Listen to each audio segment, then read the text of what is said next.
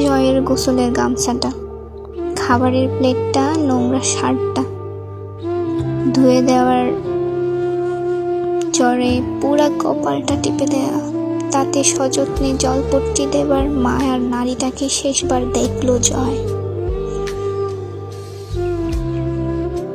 আরামে শুয়ে আছে মেয়েটা, আর কোনো কষ্ট নেই ওর।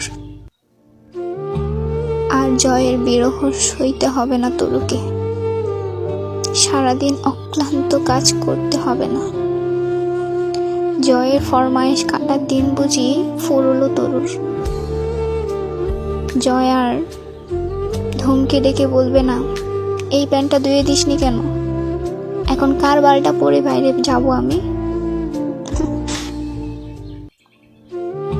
সবকিছুর অবসান ঘটিয়ে কত আরামে শুয়ে পড়ে আছে দেখো। জয়ের কপালে সেরা ফুলে উঠল ক্রোবে।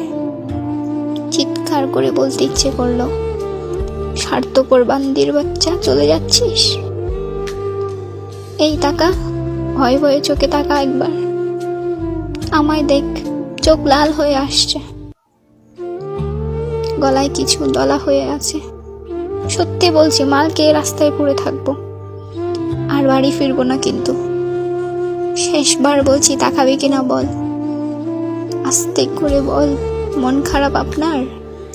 বল, বল না, বল। আমার সহ্য ক্ষমতাকে চ্যালেঞ্জ করিস না তরু, আমি কাঁচা, হেরে যাবো এই চ্যালেঞ্জে। তরু, আমার কেউ নেই, আমার দলমুখ শোনার মতো কেউ নেই। বাড়িতে মাছ রান্না হলে আমায় আলাদা করে ডাবল ডিমের অমলেট কেউ বানিয়ে দেবে না, দেবার মতো কেউ নেই তুই ছাড়া। আমি মাছ খেতে পারি না, ডিমের অমলেট কে বানাবে আমার?